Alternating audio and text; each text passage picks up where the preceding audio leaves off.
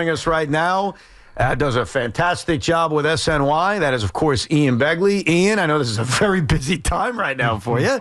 Thank you very much for coming on, man. Always a pleasure, guys. How are you? Excellent. Let's start with this. Is the Jason Kidd thing completely dead, or is there still a possibility the Mavericks saying no is a part of an elaborate kind of negotiation that's going on?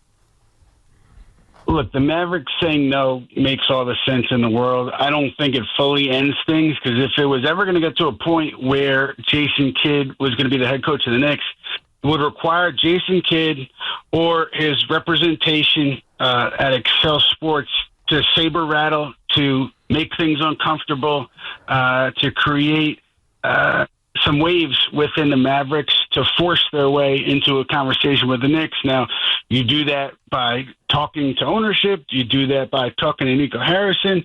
Do you appeal to their humanity, saying this is my dream job, or do you make things ugly? It was always going to take that step in order for Jason Kidd to be a head coach, a legitimate head coaching candidate for the Knicks. I can't tell you if that has happened or hasn't happened, but absence of that step being taken, there's nothing really there, because why would Dallas give the Knicks permission outright without that to talk to Kidd? Right. So what is the plan? I mean, we had this conversation to start our show, and it's not as if I'm saying, oh, Knicks are screwed because they have no plan, but usually when you get this deep into a postseason Eastern Conference Finals and you fire your coach, which is rare, you kind of have an idea of who's coming next. So what is the next step for them? Well, Tiki, to your point, it's clear at this point, but it's worth saying that there was no shoo-in candidate when they made this decision on Tom Thibodeau. There was nothing that was kind of in the works or somebody who had been, penciled in as the guy. Right.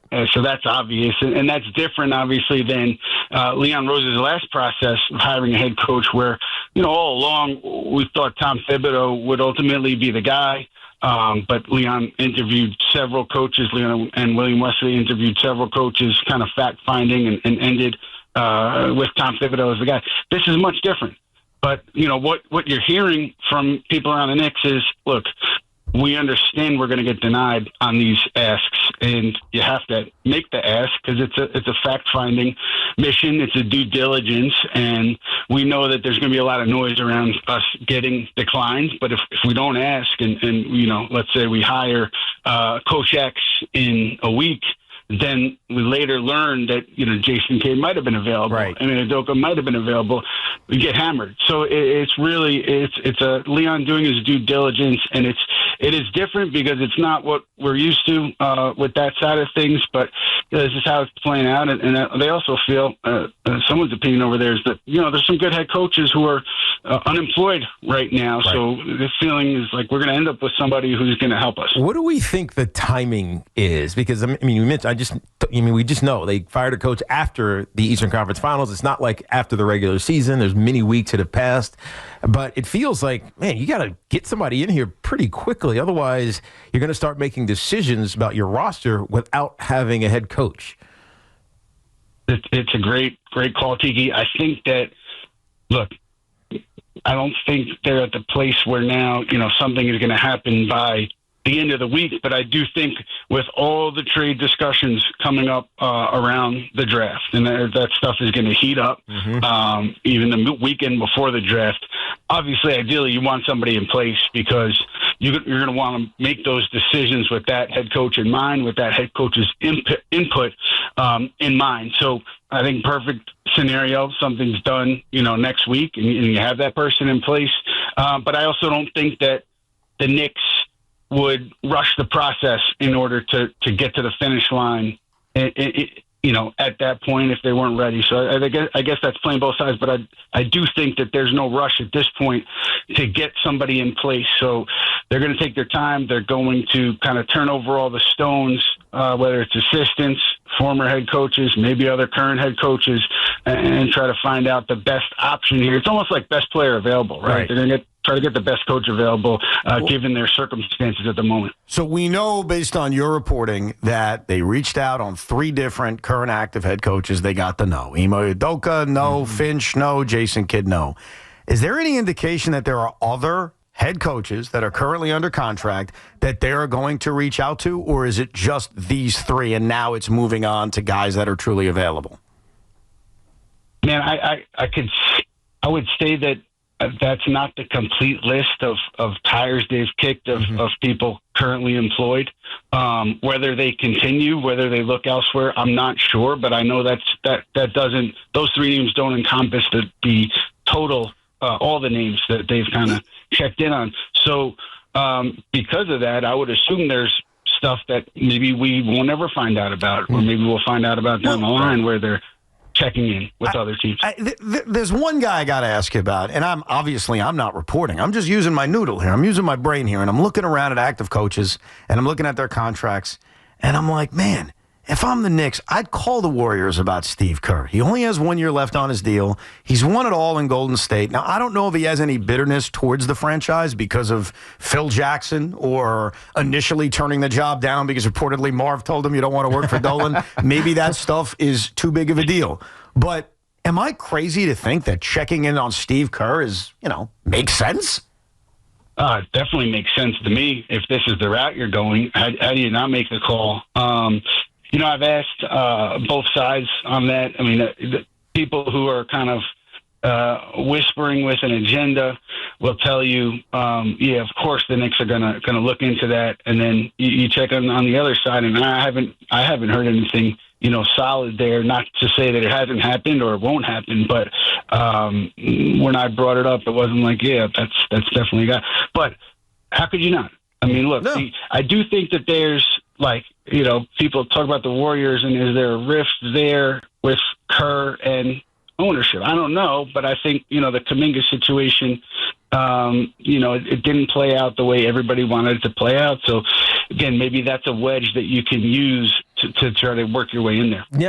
Last week when we chatted with you about this, and we were asking the question, or at least we were inquiring, was James Dolan the impetus behind this? And I think you gave the perfect answer. James Dolan gives his opinion, but ultimately it's Leon Rose who makes this decision. Now, regardless of how this decision to fire Tom Thibodeau was made, what is the process of getting the head coach? Because I think a lot of people are saying they don't have a plan. They're just kind of flying and seeing what sticks. But for a team that's this close, is that really the smart way to go about it? I mean, no. Ideally, you have somebody in place. You have like a Thibodeau-esque guy that if all else fails, that's where you're going to land. Right. So no, but this is kind of the situation that they've created here with the way things have gone. And so I think the process is how the process usually is, which is rounds of interviews, and eventually you get comfortable with somebody. You have them talk to the owner. The owner signs off. Doesn't sign off, and then you kind of take it from there. That's generally how the process goes. But certainly, there was no plan, right, going into the decision to fire Tom Thibodeau. I'm sure there were, names that had been kind of bandied about, but there was nothing certain in place here. And this is kind of what we're seeing with the Knicks kind of turning over every stone and trying to figure it out as we go. Right. And the one person that Evan has consistently mentioned is Johnny Bryant. And he did not get what was the open job? Phoenix is the Phoenix open job. That went to Ott instead. Yeah. So is he just kind of like, all right, if all fails, at least we have Johnny Bryant available? See, I mean, I don't get the sense that, and I think we've kind of talked around it last time we talked. I just don't get the sense that if there is a list of candidates that he's at in the top echelon right now. And I don't say that because there's any kind of lack of respect between the Knicks and Johnny Bryant. What I think is they need somebody who's been there before at this point in where they are as a team. And it'd be a huge risk to bring somebody in who's never been there before, hasn't been in that seat, bring them into this situation. So, I'm still there. I'm still at the place where I don't think he's like in that list of the upper echelon of who they're considering. Now, look, they may turn left, and that could be the best option of the bunch. But I think right now it's fair to say that he's not all the way up there on the list. We're talking to Ian Begley, SNY, the latest on the Knicks coaching search. We know that they requested to interview coaches that currently have jobs, and all the teams said no. Let's get to Mike Malone, because on paper, he seems perfect. Just on paper. New York guy, Right. He's won a championship. Why doesn't there seem to be a strong link between the Knicks and Mike Malone? The only thing that I know, just going back to even during the regular season when that happened, when he got let go in Denver, he was never described as like a slam dunk, and the why is not as clear to me. But I think you can determine that he's still not considered to be that slam dunk, because if that was the case, he would be hired already, right? And if Johnny Bryant was a slam dunk, he would be hired already. So, these guys are obviously available. Maybe there comes a point where they talk, but I just all along here, I was kind of pointed away from that direction, and that's kind of how it's played out to this point. Again, things change, your needs change, who you like changes. But right now, I don't see him as a strong candidate.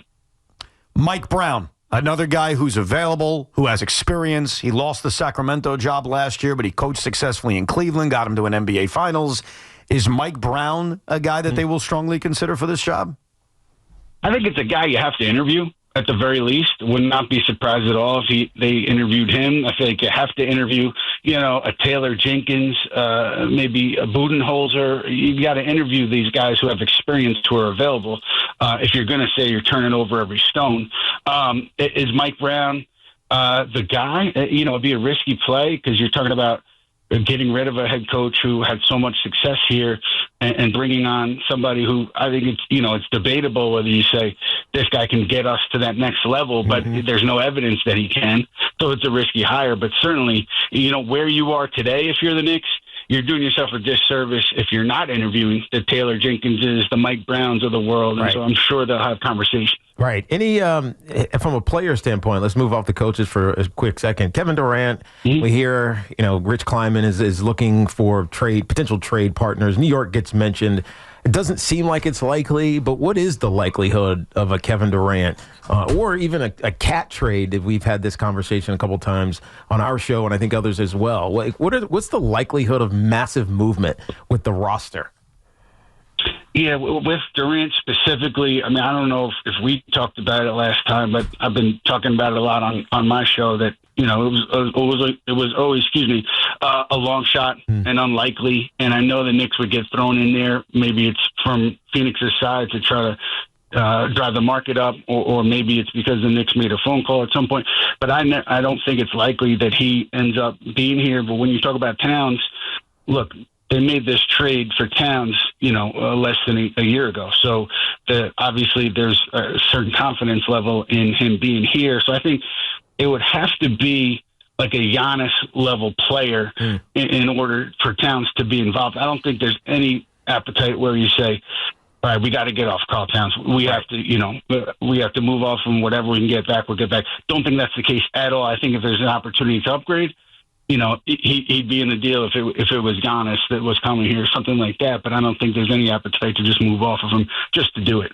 Yeah, it seems like the only way they would be able to add Durant is cat straight up, or like a Mikal Bridges, Josh Hart kind of combination. And I have great respect for Kevin Durant. We all do. I don't know if that makes a lot of sense for this team at this point to make a move like that. The thing there, too, is, Durant extension eligible. So you're talking about making a big commitment to a player who's an all-world player, and I'm sure he will be very productive throughout the life of that extension. But that's a big commitment that you're making in addition to the assets that you're sending out.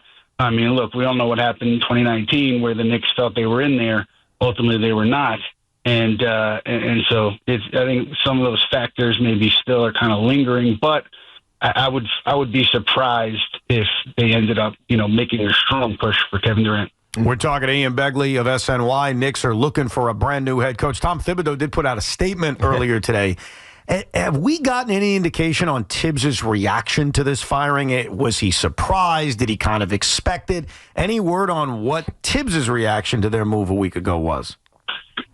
I've talked to people who had been in touch with him, and, I think surprised was a word that was used. Not really understanding it was a phrase that was used. And both of those reactions would make sense to me. I certainly don't want to speak for Tom Thibodeau. Maybe at some point he comes out and he talks about it. Maybe he does an interview with Evan and Tiki and kind of goes through everything. But yeah, those are the kind of words and phrases that kind of were relayed to me in talking to people who had touched base with him. Now, this is the boogeyman, and it maybe shouldn't be the boogeyman because he seems like a nice guy and he's been a long-time assistant. But I've heard callers say it. I heard Amon Shumpert say it the other day. The idea that when all is said and done, Rick Brunson is going to be the head coach of this team. Can you calm the Knick fan and tell them that that is not a serious option? Or maybe it is. You tell us. Look, I would say this. I would say that I don't know Rick. I don't know much about the dynamic there, but I do think that with Rick being Jalen's dad, he would want to put Jalen and by extension the Knicks in the best position to win. And would he think that as a first-time head coach, that's the best way for his son? I don't think so. But let's see how this thing goes. I'd be surprised if it ended up there. But I do think that the idea that he would be behind the scenes kind of operating in the shadows and pushing buttons and making things happen here and there. I think that's overblown. I mean, I think that he's here. Look, obviously he coaches his son and he deals a lot with his son, and that's he's here to do that, and he's here to work with other players. But the idea that he's got some Svengali influence over everybody, I think is well overblown. Yeah, so we saw some reports about the influence of the current players on this decision, because some saying allegedly that I don't know if I could play for Tibbs again. Are they going to have any input on who the coach is? Is Leon Rose or James Dolan or Worldwide West, are they asking the players their opinions on any of these guys? Because I think there is some familiarity with some of the veteran coaches out there right now. I think you have to, based on where the league is and based on what you're trying to accomplish. You don't want to bring in somebody who, just as an example, a Karl-Anthony Towns says, I had a terrible experience with that guy. I'd be miserable playing for him. You don't want that. You want a guy who's everybody's going to rally around and get excited about. So I think you have to a degree, check in with your players along the process here. I would be surprised if the Knicks didn't. I would also be surprised if, let's say, Leon Rose, William Wesley, everybody with the group felt really strongly about a coach, and one of the top guys with the Knicks, just for example, Mikal Bridges, was lukewarm on it. I don't think that would stop that train from coming to the station. But I do think you have to check in there, and if it's a strong opinion, you have to take that into account. Now, I'm going to ask you a question. This may surprise you, but it's very important for me to ask because one of my coworkers brought this up this morning. He said, you know what? Search isn't really going very well. Is it possible the Knicks call up Tibbs and say, I'm sorry, we screwed up? So, for my dear friend, is that possible? Is it possible that the Knicks are going to say, we screwed that one up. Why don't you come back, Tibbs? I mean, that would be so crazy.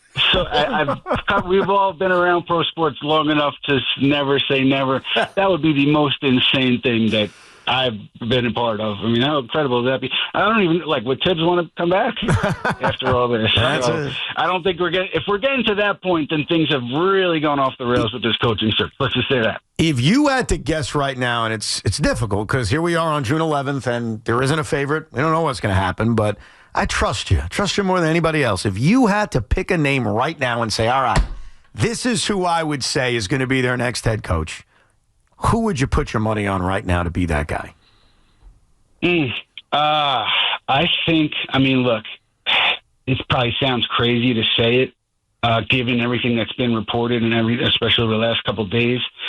If we're going through the field and I have to pick a favorite, the odds are still long. But right now, given everything at play, I would still say Jason Kidd would be my favorite right now, just because of the different elements in play. What we talked about earlier, how if anything is going to happen, it would be because of Jason or his representation saber rattling. I still haven't ruled that out personally, and that's why I would say Kidd over the field. But if you're saying Kid versus the field, I think that the field is more likely than Kid, if that even makes sense. Look, I'm not a gambler. I don't even know. Does that make sense? I don't know. It kind of makes sense. No, it does make sense. But I get your point, because Evan's been saying the exact same thing. Yeah. Well, we don't rule it out. And a part of the reason I say it, again, I'm not reporting. Ian's a great reporter. I'm saying it because I kind of know Jason Kidd as a fan. And I say this with, I guess, peace and love, but not really. He's a damn snake. I've seen it firsthand. I saw it as a player. I saw it as a coach. I lived it. He's a damn snake. And if he wants, you said it at the top, saber rattling was the word. Right. If Jason Kidd wants the Knick job, let me tell you something. That snake will find a way to bite his way to Madison Square Garden. So more like slither his way. Or slither. Yeah, that's probably the better term.